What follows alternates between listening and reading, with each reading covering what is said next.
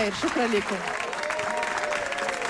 تغريدة الليلة روحانية غادية تحملنا في سفر غنائي جميل رفقة فنانة أجمل اختارت وتشبتات بالتراث المغربي الأصيل. هي أيضا مقدمة برامج تلفزيون، في العادة هي اللي كتحاور، ولكن هاد الليلة غادية تكون ضيفتنا ومنورانا باش نتقربوا منها أكثر، باش نحتفلوا معها ونحتفلوا بها رفقة حبابها وصحابها. رحبوا معايا الله يخليكم. وكيف ما جرت عادتنا في برنامج تغريدة بالفنانة القديرة والراقية مجدة اليحيوي.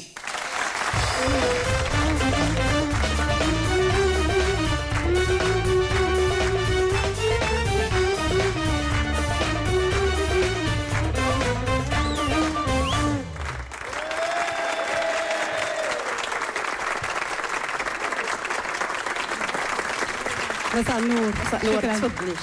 شكرا.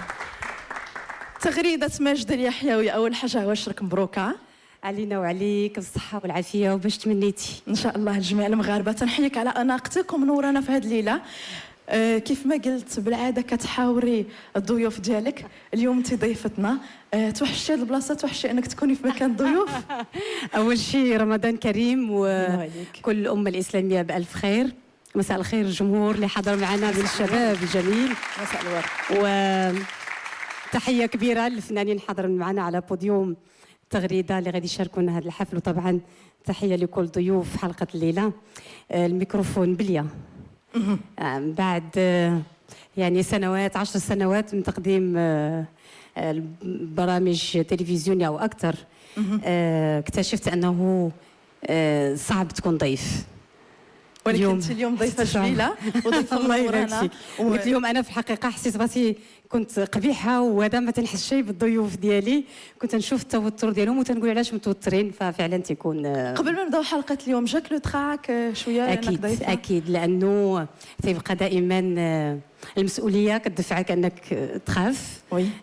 لانه احنا دائما هاجسنا هو ارضاء المشاهد، هاجسنا هو ارضاء المتلقي، فتيكون ذاك التخوف اكيد يمشي مع مرور الوقت، ولكن شكرا بالبسمه الجميله غادي شكرا لك. كل شيء غادي نسوي، واكيد ان شاء الله تغريده الليله غادي تكون تغريده رمضانيه متميزه يا رب. وما نلقاوش خير من البراقيه باش نبداو تغريدتنا لهذه الليله. نفتتحوا. مرحبا بكم. هذه تغريده مجد اليحيوي على القناه الاولى.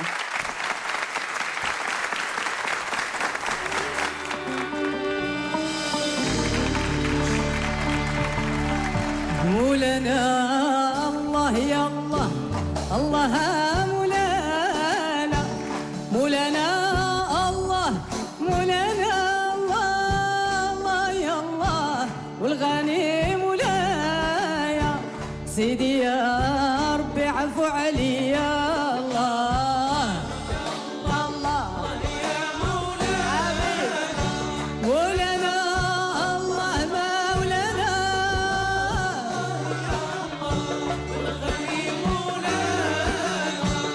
سيدي يا ربي عفو عليا. لا لا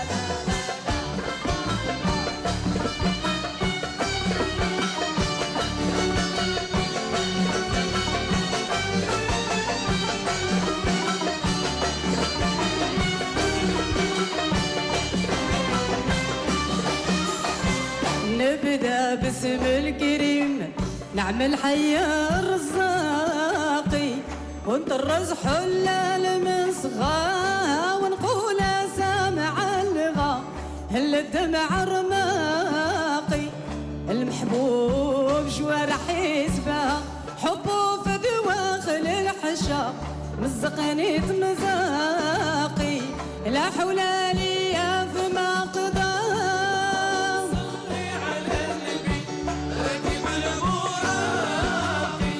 محمد عين الوجود ظهر، اللهم صل على النبي ركب البراق، محمد عين الوجود ظهر. لا لا الله الله الله.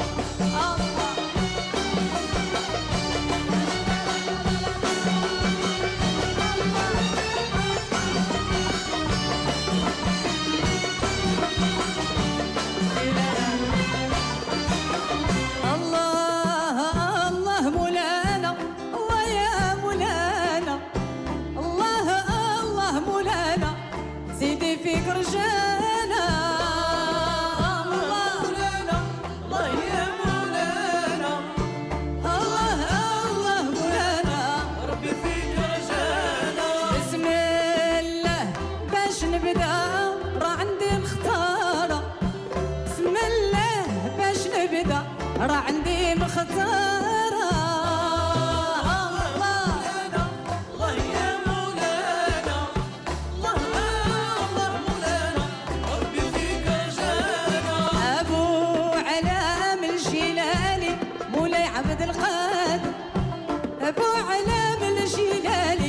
مولاي عبد القادر أبو الجيلاني مولاي عبد القادر أبو علام الجيلاني مولاي عبد القادر أبو علام الجيلاني مولاي عبد القادر أبو علام الجيلاني مولاي عبد القادر أبو علام الجيلاني مولاي عبد القادر أبو علام الجيلاني مولاي عبد القادر الحمد لله والشكر لله ما خاب عبد قصد مولاه الحمد لله والشكر لله ما خاب عبد قصد مولاه اللي بغى حجته تقدالو وزيارة النبي توفالو يمشي الوزان يزور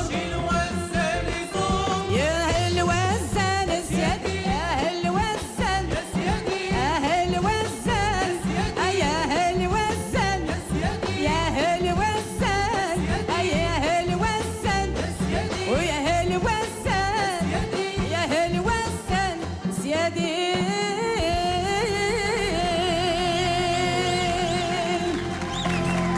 شكرا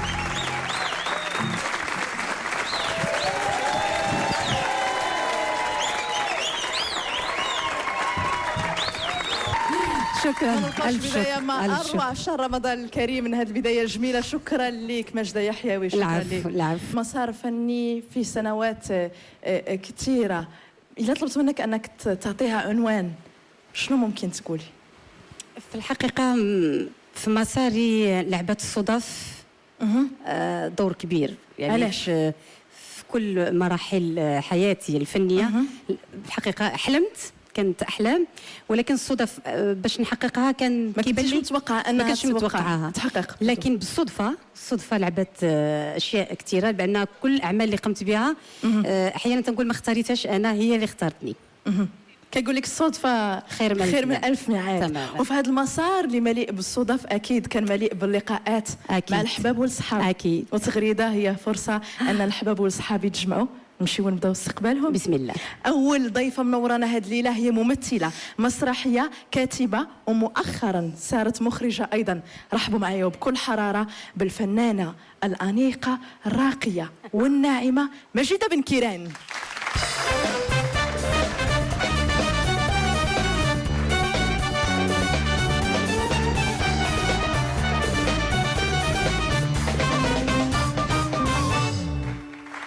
مجيدة بن كيران منورانا لأول مرة. مساء الخير، مرحبا بك. منورانا، مرحبا بك. تفضلي. مجيدة بن كيران منورانا لأول مرة في بلاطو تغريدة. شرف لينا. رمضان كريم مجيدة. رمضان كريم ومساء النور الجميع. مبروك العواشر باش تمنيتو الصحة والسلامة وطول العمر ومبروك العواشر الله يبارك فيك لا مجيدة ودائما متألقة بحال اللي راكي اليوم بحال اللي راكي دائما. هذه لقاء الجميلات الحسنوات تماما. ماجدة اليحيوي لقاء المجيدات. وي لقاء المجيدات ايضا.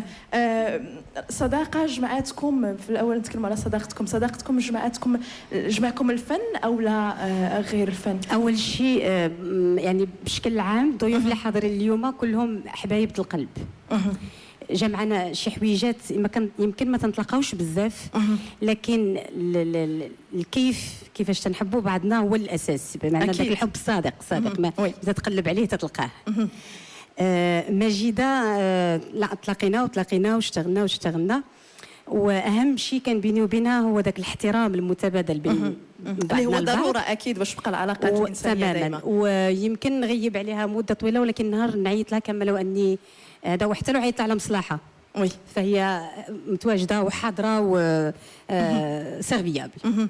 مجيدة بن كيران، تابعتي المسار ديال ماجدة اليحيوي، شنو ممكن تقولي عليه؟ شنو طارئ اعجابك في هذا المسار؟ اكيد انه مسار مميز، ولكن انا شخصيا اهم حاجه كتعجبني عند ماجدة وهي بحال اللي سرقت شي حاجه للرجال. فن الملحول عندها واحد ما عرفت كيفاش كتسمى عندكم، واحد الزهده خاصه عند الرجال وهي طرطقتها. تبارك الله عليه. فكنظن كان عندها هاد التميز هذا، انها قدرت تاخذ هاد السمه هذه، طبعا بالحفاظ على الجانب ديال الاداء النسائي الانثوي ديالها. واكيد ان اهم شيء في هذا الشيء كامل هو القيمه ديال الفن اللي كتمارسه لاله ماجده. نوع موسيقي اللي داخل في التراث، وهي من النساء الفنانات اللي محافظين عليه بقوه وبحب. انا باش نضيف المجيده اللي يعني من بين الفنانات اللي مسيرتها الفنيه يعني فيها واحد الاجتهاد كبير. ثاني شيء هي جامعه، طبعا هي فيها الفنانه، فيها الشاعره، فيها اليوم المخرجه، لان نباركوا لها لان مؤخرا صارت مخرجه وثائقيات، وهذا الشيء طبعا تيشرف الفنانين. نحيوا مجيده بن كيران الله يخليكم. وطبعا هذا وجه مشرف للمغرب والمغاربه والنساء المغربيات انه تمثلهم وحده بحال ماجده بن كيران بصدق. وانا لي الشرف انكم تكونوا ضيفاتي ومنوريني في هذه الليله. نتكلموا على ربما رساله تبغيو توجهوها انتم كنساء ومثال النساء اختاروا مجال فني صعيب فيه بزاف ديال التحديات وفيه بزاف ديال الصعوبات. رساله الفنانات نساء شابات اليوم سواء في الغناء او في التمثيل، شنو تقولوا لهم؟ شخصيا مؤخرا تنسمع بزاف هاد سفيرة شي حاجة، سفيرة شي حاجة، سفيرة هذا. فاحنا الفنان دوره ورسالته الأساسية الأولى قبل أي شيء هي احنا كنكونوا قدوة للناس، احنا سفراء للأخلاق والتربية الكبيرة، بمعنى تتربي معاك بالموسيقى بالشعر، كتربي الناشئة. فاش من رسالة ممكن تدوز الأطفال كيشوفوك، من رسالة ممكن تدوز الجيل بأكمله جاي لعندك. فكنظن أن أول دور ممكن يلعبه الفنان هي الأخلاق والتربية. بعد شيء تيجي اختياره لاعماله، هذا شيء اكيد. ونتمنى انه يكون عندنا سفراء اكثر اكيد كيشرفوا المغاربه. الالوان الموسيقيه تبارك الله. ماجده رسالتك؟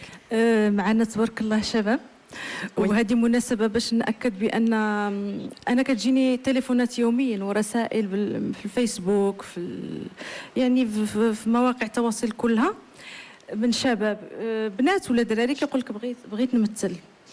شنو لاحظت؟ ان الكل مزروب. مثلا غير ملي كتسولي الشاب ولا الشابه واخا شكون انت، شنو الستاجات اللي درتي او البروفيل ديالك شنو هو هذا، كيقول لك ما درت والو ولكن باغي نبان. يعني كنظن هذه مساله شويه صعيبه. ناخذ وقتنا ونتعلموا بان الحياه مراحل، وباش تكون فنان ما يمكنش خصك تقرا، خصك لا يصح الا الصحيح اكيد. فالواحد ما يزربش يبان دغيا، ولكن يفكر كيفاش يبان والطريقه اللي كيبان بها. كاين دورات تدريبيه، كاين مدارس، كاين معاهد، كاين محترفات. فالواحد يفكر يستمتع ويستافد من هذه الاشياء هذه، ومن بعد عادي يمشي. ماجده واخا غبتي علينا، كنتي كتشتغلي على مجموعه من المشاريع، سمعنا ان عندك ديوان جديد، عندك 3 الافلام القصيره. قربينا اكثر من المشاريع ديالك. كنت كنقرا كنت كنقرا. رساله جميله منك ان واخا تكون عندنا اون كارير، واخا نكونوا ناجحين، واخا نكونوا قرينا بزاف، ممكن توجور نتعلموا، ممكن اننا هي حاجه داخليه. واحد الساعه حسيت بواحد الرغبه دافينه انني بغيت نقرا. داكشي اللي قريته بحال اللي تسالى، بحال اللي انا كنمثلها دائما بالسي قاسمي الله يرحمه الفنان التشكيلي الكبير. فاش سولوا على المساحات الكبيره ديال اللوحات الكبيره ديالو، قال لهم انا واحد الساعه يدي حسيت بها كتخرج على العبر اللي كنرسم فيه دائما. فيمكن هذا هو نفس الاحساس اللي جاني. هي رغبه انني نزيد في مجال اخر، ولكن يكون قريب مني ومن ذوقي ومن التطلعات ديالي. حصلتي على ماستر متخصص في السينما الوثائقيه من جامعه عبد الملك السعدي بتطوان مارتيل. مبروك عليك، الله يبارك فيك. مره اخرى. انا كنتمي للفوج الثاني، وهذا التخصص اللي كنعتز به في المغرب، لان في العالم العربي كله عندنا غير في المغرب، وهذه سبق المغرب الحمد لله. قريب يشوفك الجمهور المغربي في التلفزيون؟ اعتقد معكم غيشوفني. كانت بعض العروض ما كانتش مناسبه صافي. ان شاء الله عن قريب نشوفوك. وماذا بينا تقربينا ايضا من الديوان ديالك، العنوان ديالو امتى غادي يصدر؟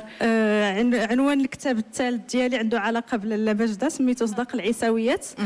وفي نفس الوقت هي نصوص اللي كتضمن بورتريهات المجموعه ديال المدن المغربيه والعالميه، وضمنيا ايضا كاين قضايا انسانيه اللي كتعلق بيا كانسانه، او اللي كتعلق بالمجتمع ديالي او بالمجتمعات الاخرى في ظل هذه الاشياء اللي كنعيشوا. مجيدة شكرا لك لانك نورتينا في تغريده مجدة اليحيوي، ونتمناو دائما تكوني متالقه، تكوني عندك رسالتك الجميله وتكملي في انك توصليها للجمهور ديالك. شكرا لك لانك نورتينا. شنو رايكم ميدام نمشيو هذه المره ونرجعوا نستمتعوا بالموسيقى ورفقه فنان بصراحه انا ما محتاجاش انني نقدمه لانه غني على كل تعريف، وهاد الليله جاي منورنا وحاضر معنا في هذه التغريده الروحانيه الرمضانيه الجميله، وجايب لنا الجديد لاول مره وحصريا في برنامج تغريده.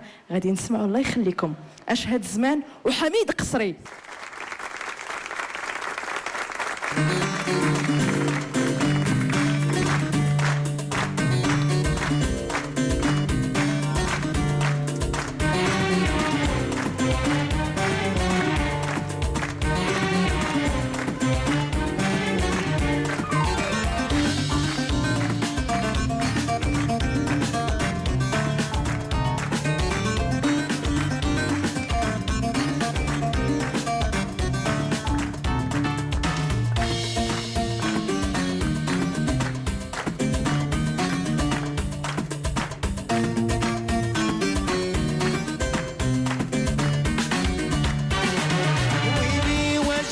الزمان اللي كل شي تفضح وبان، ويلي واش غاد زمان اللي كل شي تفضح وبان، حتى اللي عمره ما كان زاد الحزاق واللي لسان، حتى اللي عمره ما كان زاد الحزاق واللي لسان.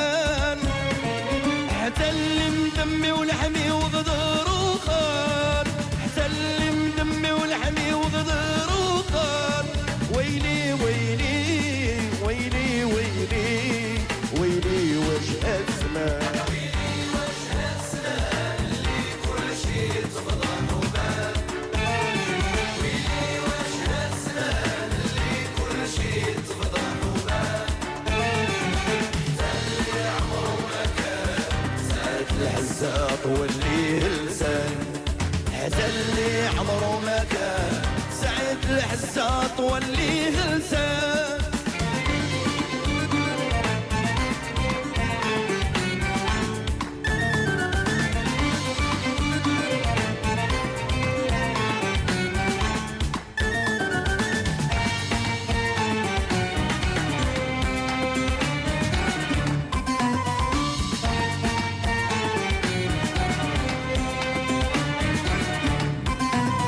صديق اللي رحلته المكلم كان يسحب ليا وغمه وشان، صديق اللي رحلته المكلم كان يسحب ليا وغمه وشان، وصبته حيا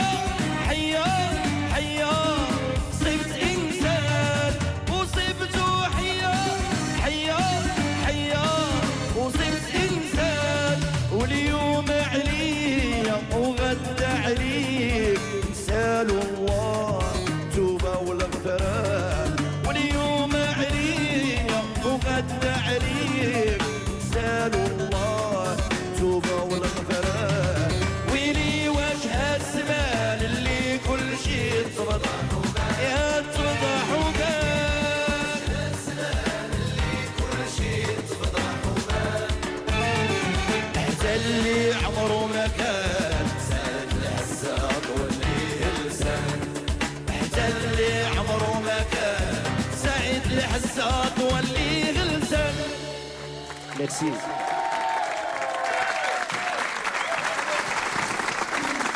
حميد القصري منورنا هذه الليله في تغريده ماجدة اليحيوي. مساء الخير ومرحبا بك. مساء الخير سيدي حميد. مساء الخير اختي. منورنا وعشرك مبروكه. الله يبارك فيك. واول حاجه شكرا لانك جيتي ونورتينا رغم انك ما زلتي عيان شويه.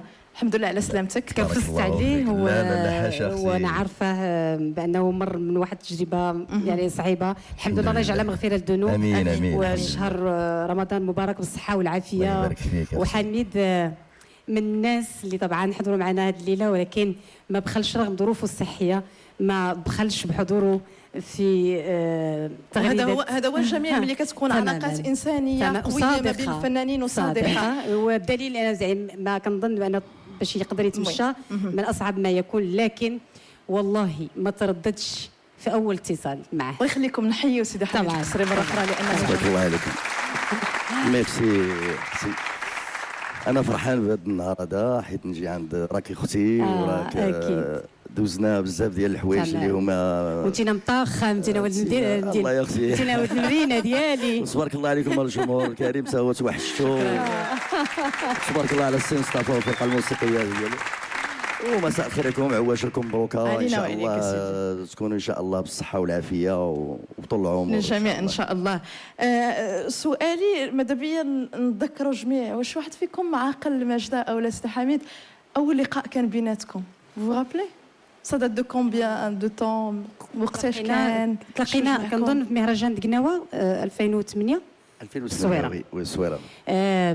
كان عندي حفل جمعت فيه ما بين عيساوه وقناوه وكان الحفل في داخل في اطار مهرجان قناوه في 2008. فكنت اول مره غادي نشتغل مع حميد بواحد اللهفه عليه لان انا من معجبات به باعماله. فنان جد ذكي متميز لانه كاين فنان تيكون توقف عند الفن فقط هو عنده فن زائد ذكاء. وحسيت براسي انني اشتغل معاه غادي يضيف لي شيء بالخصوص انني ملي غنوقف فوق منصه لاول مره قدام واحد الجمهور يعني النخبه ديال عشاق الفن تقناويت وعيساوه. فكنت بين ايدي امينه معاه. بصراحه كنت ماشي كانت تجربه يعني في الحياه نادرا ما غادي حنا عندنا في التقناويت كيف تغني صوت نسوي يدخل في التقناويت حتى المعلمين كيعشقوا ديك الجو تاع الصوت النسوي يكون داخل في التقناويت. ودابا في حاليا ملي كيسمعوا تغني التقناويت كل شيء يبغي يتعامل مع ماجدة بكل اكيد الله يبارك اكيد. شفناك في ستيل ما متعودينش نسمعوك به حميد وحتى اغنيتك الجديده تغيير كلي في الستيل ديالك. اش وقع اش جرى؟ شنو نقول لك دزت في واحد الظروف اللي جعلتني كيفاش هذه الاغنيه تكتب وتلحن وانا هذا الشيء كيف طالع من روحي وحسيت به وصافي. سنين اللي عشتي فيها كامله في مسارك الفني الظروف اللي زدتي بها خلاتك تعيد النظر في مجموعه من الامور في مجموعه من الناس بزاف بنادم نطلبوا الله السلامه من اي انسان في الدنيا لا يعطي شي حاجه اللي تضر اي مخلوق حيت ما كيحس كما كيقولوا ما كيحس بالمجهود اللي مضروب به.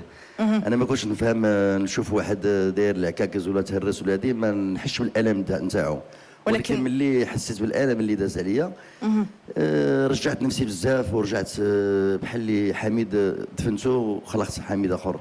علاش ناس كثار كنتي كتظن انهم احباب وصحاب ما كانوش في المستوى؟ ماشي من هذه الناحيه ولكن كاين مسائل اخرى اللي كنت مثلا ديما كما مهوره دابا خصها تكون مطوره.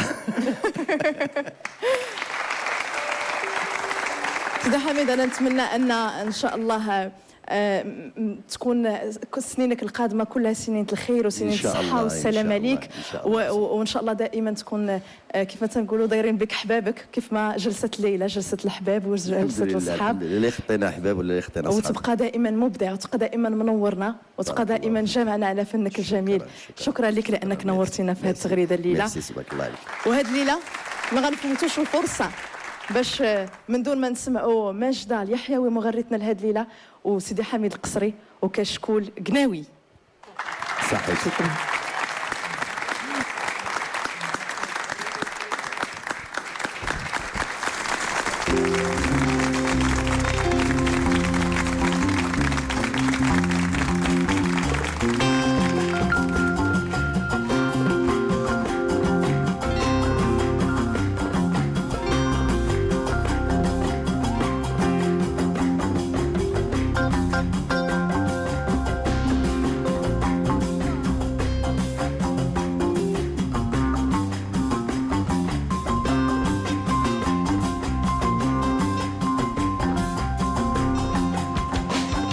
شبكرو الله الله شبكرو الله الله وينوب الله الله الله أو يجود الله الله الله شبكرو الله الله وينوب الله الله الله أو يجود الله الله الله والوالدين الله الله يقضي الغرض الله الله ويوفي المراد الله الله يقضي الغرض الله الله ويوفي المراد الله الله بجاه الوالدين بجاه الله أبو الوالدين يا حبيب يهديك الله شبكرو أو خالي مرا بجاه الله أو يا بكرو أو يجود الله أو يدوب الله بنعم ولا بنعم وسيدي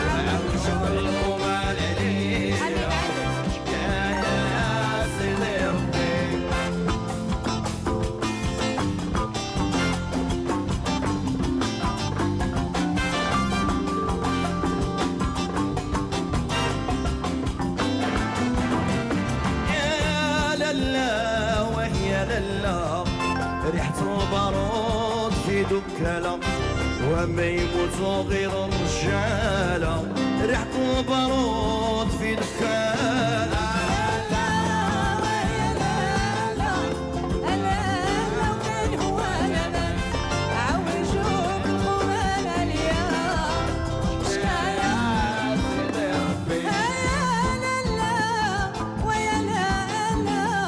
سمعت البارود في دكالة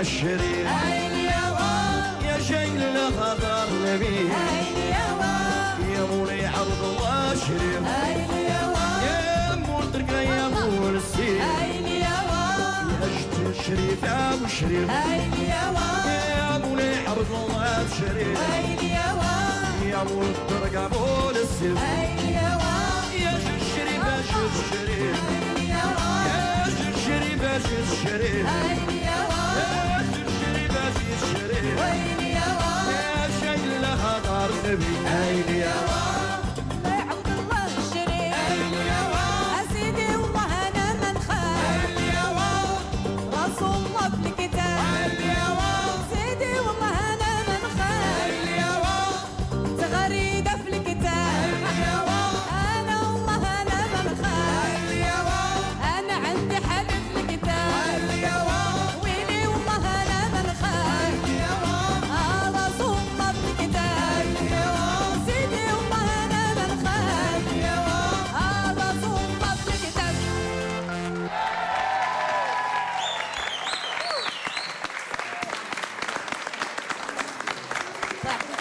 قناتكم الأولى كترحب بكم في مسابقة رمضان الكبرى. بغيتوا